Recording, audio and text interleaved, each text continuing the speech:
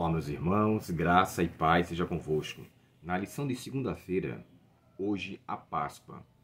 O significado da palavra Páscoa, a aplicação que ela tem para o hebreu, de onde de fato a palavra foi tirada, ela tinha uma grande relevância.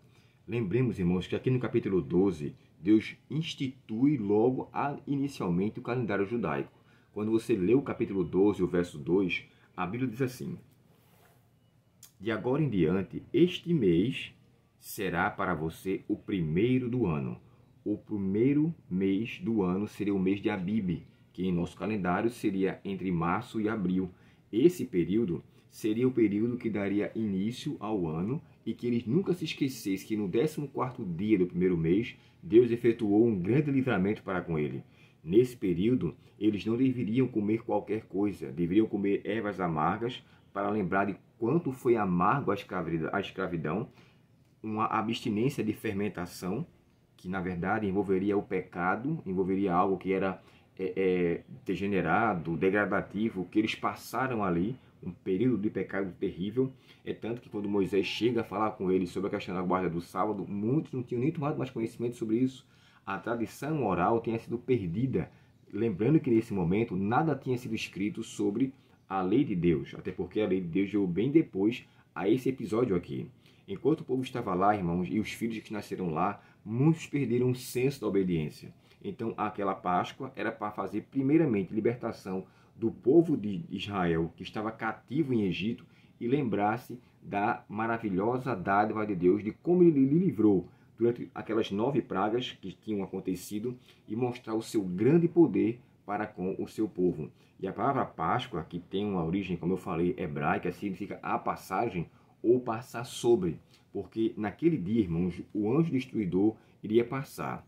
E quando ele passasse, todo filho mais velho ou o primogênito que estivesse naquela casa, da qual não tivesse o sangue nos umbrais, ele seria morto.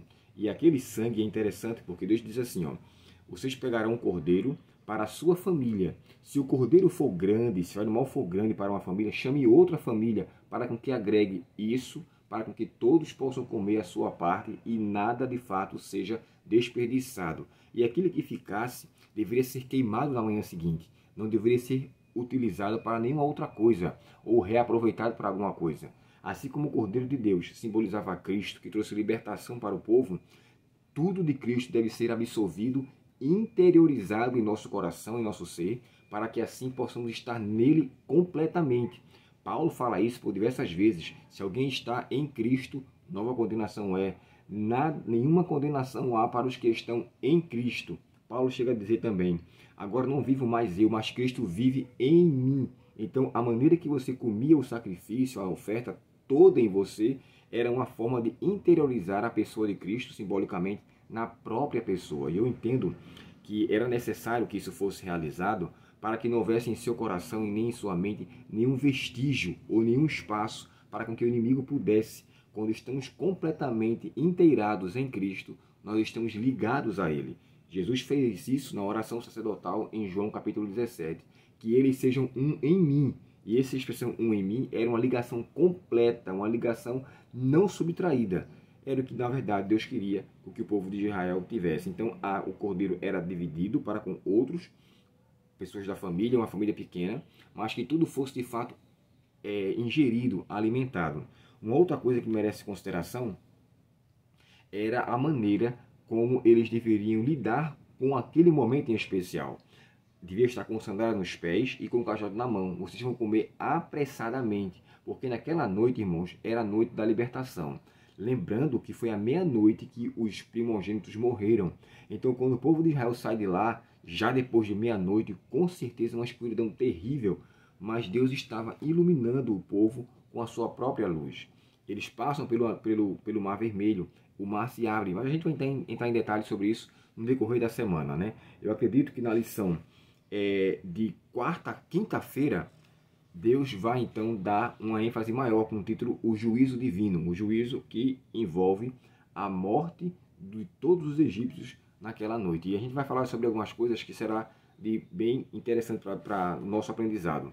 Em suma, irmãos, hoje nós temos a Páscoa, que ela tem uma outra aplicação, ou seja, nós temos a Santa Ceia, que nós comemos o pão sem fermento, existe a cerimônia da humildade, que é o lava-pés, e através daquela cerimônia a gente reconhece um ao outro como igual diante de Deus. Ninguém é melhor que ninguém. Então, a Páscoa tinha essa aplicação de a passagem de uma vida para outra, mas também passar sobre o sangue, passando sobre os umbrais da porta, traria livramento e libertação. Que eu e você possamos ter em Cristo essa libertação.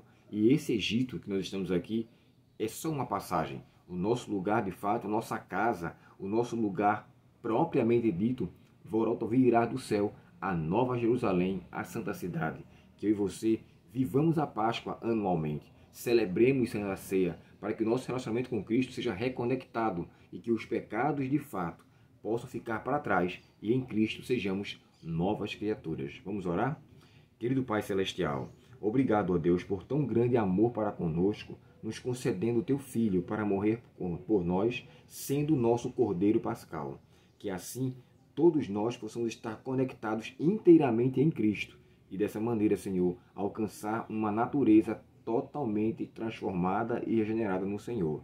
Dá-nos este dia a Tua paz, perdoa os nossos pecados, Senhor, te pedimos em nome de Jesus. Amém.